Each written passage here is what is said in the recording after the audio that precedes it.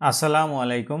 আজকের এই ভিডিওতে আমরা দেখব সিএসএস বর্ডার ইমেজ। মানে হচ্ছে বর্ডারে কোনো কালার না ইউজ করে আমরা ইমেজ ইউজ করব। সো এই বর্ডারে ইমেজ ইউজ করার জন্য আমাদের কিছু প্রপার্টিজ রয়েছে। সেগুলো হচ্ছে border image source, border image slice, border image with, border image outset এবং বর্ডার ইমেজ রিপিট। এরপরে এই সবগুলোকে কম্বাইন করে আমার একটি শর্ট হ্যান্ড প্রপার্টিও রয়েছে, যার জন্য আমাদের লিখতে হবে বর্ডার ইমেজ। এরপরে আমরা ইউজ করব সোর্স, স্লাইস, উইথ, আউটসেট এবং রিপিট। চলুন আমরা এখন প্র্যাকটিক্যালি দেখি।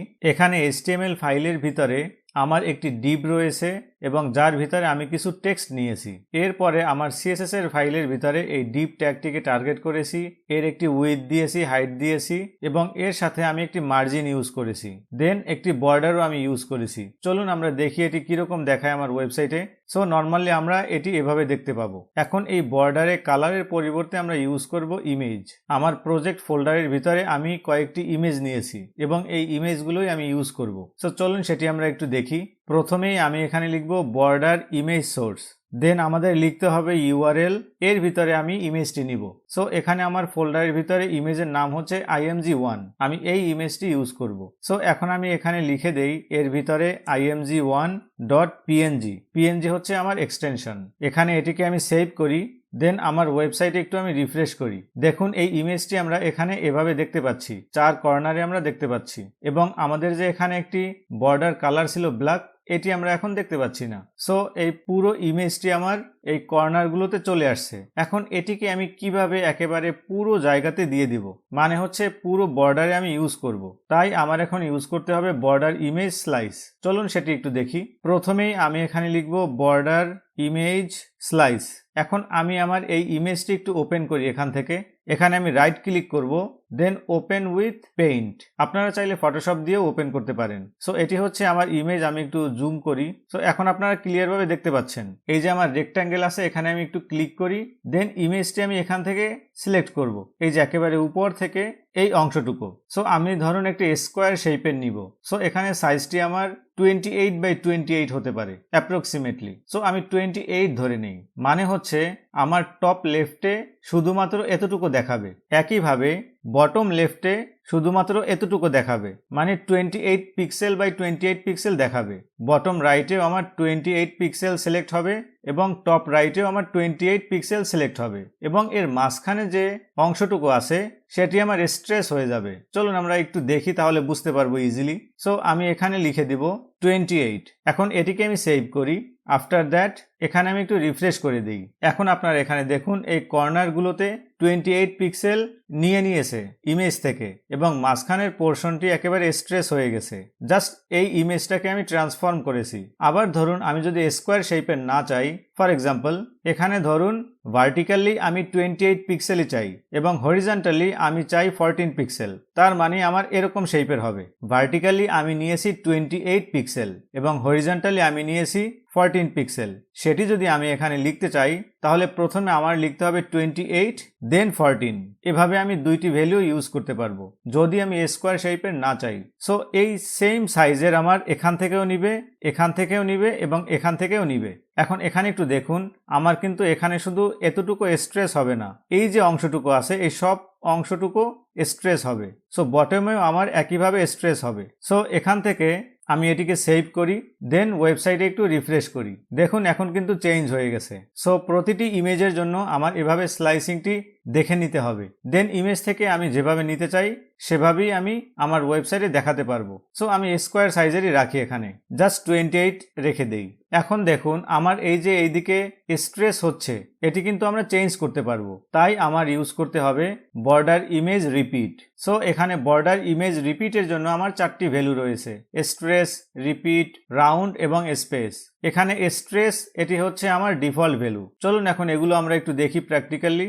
আমি এখন এখানে লিখব বর্ডার ইমেজ রিপিট। আমাদের ডিফল্ট ভ্যালু ছিল স্ট্রেস, তাই আমি যদি স্ট্রেস লিখি কোনো চেঞ্জ দেখতে পাবো না। সো আমি একটু ওয়েবসাইটে রিফ্রেশ করি, দেখুন কোনো চেঞ্জ আপনারা দেখতে পাচ্ছেন না।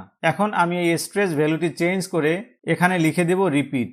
সো এখান থেকে এটিকে আমি সেভ করি, দেন এখানে এবার রিফ্রেশ করি। সো আপনারা দেখতে পাচ্ছেন এখানে বারবার রিপিট হচ্ছে। এখন এরপরে এই বর্ডার ইমেজ রিপিটের নেক্সট ভ্যালু হচ্ছে রাউন্ড। সেটি বোঝার আগে আমি এখান থেকে এই যে আমাদের বর্ডার আছে এটি আমি 20 পিক্সেল করে দেই। দেন আমার এই ওয়েবসাইটে আবার একটু আমি রিফ্রেশ করি।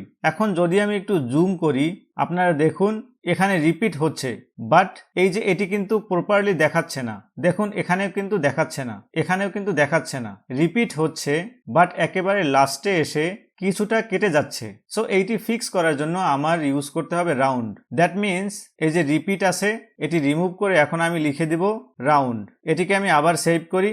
দেন যখনই আমি রিফ্রেশ করব আপনারা দেখবেন যে এটি আর থাকবে না। সো জাস্ট এই দিকে লক্ষ্য রাখুন। আমি এখানে রিফ্রেশ করি, দেখুন এখন এই যে ডায়মন্ড শেপ এটি পারফেক্টলি দেখাচ্ছে। সো রিপিটও হচ্ছে এবং এই ডায়মন্ড শেপগুলো পারফেক্টলি দেখাচ্ছে। এটি হচ্ছে আমার রাউন্ডের কাজ। দেন আমার আরেকটি ভ্যালু আছে স্পেস। সো সেটি দিলে মেইনলি এখানে কোনো চেঞ্জ দেখতে পাবেন না। এই স্পেস মানে হলো এই যে আমার রিপিট হচ্ছে এর ভিতরের গ্যাপগুলো সেম রাখা। সো আমি একবার দিয়ে দেখি। এখানে আমি এখন রাউন্ড রিমুভ করে লিখে দেব স্পেস। এটিকে আবার সেভ করি, এখানে আবার একটু রিফ্রেশ করি, কোনো চেঞ্জ আমরা দেখতে পাবো না, কারণ অলরেডি আমার সেম গ্যাপ রয়েছে ভিতরে। এবার আমি এখান থেকে জুম আউট করে দিই। সো এখানে আমি এটিকে রাউন্ডই করে রাখি। এখন দেখুন আমি যদি এই বর্ডারটি একটু বড় করি, 20 পিক্সেল আছে, আমি এটিকে 40 পিক্সেল করে দেই, দেখি যে তখন কি হয়। সো এটিকে সেভ করি, এখানে আমি রিফ্রেশ করি, দেখুন আমার কিন্তু বর্ডারটি বড় হয়েছে এবং এই যে ইমেজটি আছে এটি কিন্তু বর্ডারের সাইজ অনুযায়ী অটোমেটিক স্কেল হয়ে গেছে এবং ইমেজটি পারফেক্টলি দেখাচ্ছে। ধরুন আমি বর্ডারটি আরো বড় করে দেই, এখান থেকে আমি 70 পিক্সেল করে দেই, আবার সেভ করি, দেন এখানে আবার রিফ্রেশ করি, দেখুন বর্ডারটি বড় হয়ে গেছে এবং ইমেজটিও বর্ডারটির রেসপেক্টে বড় হয়ে গেছে। সো এভাবে আমরা বর্ডারের সাইজ বড় করলে ইমেজও অটোমেটিক্যালি স্কেল হয়ে যাবে। সো আমি আবার আগের মতো করে রাখি, এখানে 30 পিক্সেলই দিয়ে রাখি। সো নেক্সট আমার যে প্রপার্টি আছে সেটি হচ্ছে বর্ডার ইমেজ উইথ। সেটি আমরা একটু দেখব। মানে বর্ডারের সাইজ বড় করে নয়, আমরা এই ইমেজের অ্যাকচুয়াল সাইজই বড় করতে পারবো। চলুন সেটি একটু দেখি। সো এখানে আমার এখন লিখতে হবে বর্ডার ইমেজ উইথ। সো এখানে আমার বর্ডার 30 পিক্সেল যা আছে এভাবেই থাকবে, বাট আমি ইমেজকে কন্ট্রোল করতে চাই।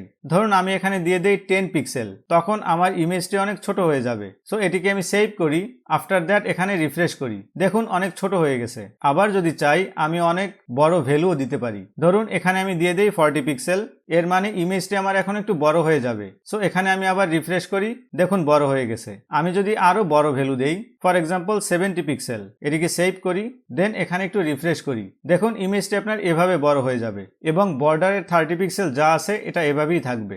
সো আমরা নেক্সট যে প্রপার্টিটা দেখব সেটি হচ্ছে বর্ডার ইমেজ আউটসেট। সো সেটি আমরা একটু দেখি। এখান থেকে এটি আমরা এখন রিমুভ করে দেই এবং আগের মতো করে রাখি। এখন আউটসেট মানে কি সেটা আমরা একটু দেখি। তার আগে আমার এখানে একটি ব্যাকগ্রাউন্ড কালার অ্যাড করতে হবে। সো আমি এখানে লিখে দেই ব্যাকগ্রাউন্ড কালার, যে কোনো একটি কালার দিয়ে দেই, ফর এক্সাম্পল পার্পল।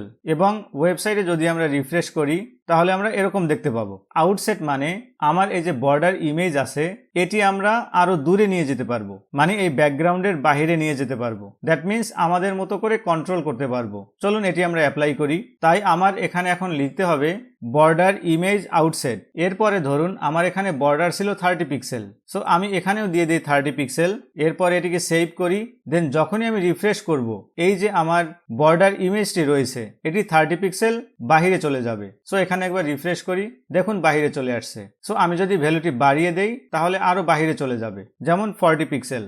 আবার আমি এখানে রিফ্রেশ করি, দেখুন দূরে চলে গেছে। সো এভাবে আমরা আউটসেট ইউজ করতে পারি। সো এখন এখান থেকে এগুলো রিমুভ করে আমি অন্য আরেকটি ইমেজ ইউজ করব। ফর এক্সাম্পল আমি এই ইমেজটি ইউজ করব। চলুন দেখে আসি সেটি কিভাবে আমরা ইউজ করতে পারি। এখান থেকে ধরুন এগুলো আমি রিমুভ করে দিই, এই দুইটি। এবার আমার ফোল্ডারের ভিতর থেকে এই ইমেজটি আমি ওপেন করি স্লাইস করার জন্য। দেন এখান থেকে আমি স্লাইস করব।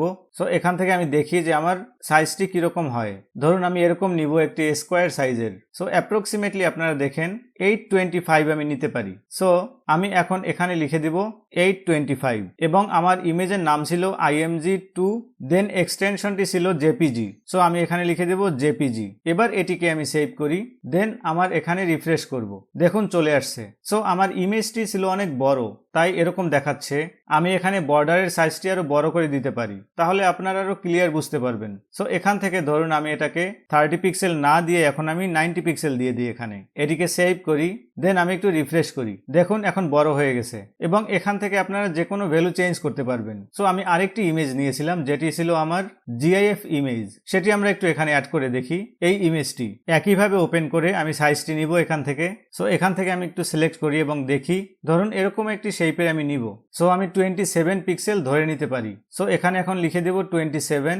দেন আমার ইমেজটি ছিল IMG3 যেটি ছিল জিআইএফ ফরম্যাটের, এটিকে আমি সেভ করি এখন।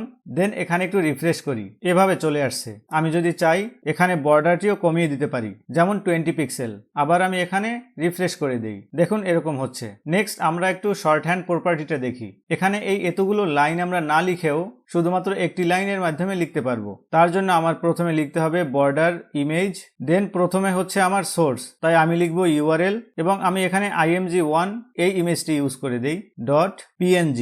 এরপরে ছিল আমার স্লাইস, সো আমি নিয়েছিলাম 28। এরপরের ভ্যালুটি হচ্ছে আমার বর্ডার ইমেজ উইথ, তার জন্য প্রথমে আমার এভাবে স্ল্যাশ ইউজ করতে হবে। দেন ধরুন আমি লিখে দেই 25 পিক্সেল উইথ, এরপরে আবার স্ল্যাশ ইউজ করতে হবে।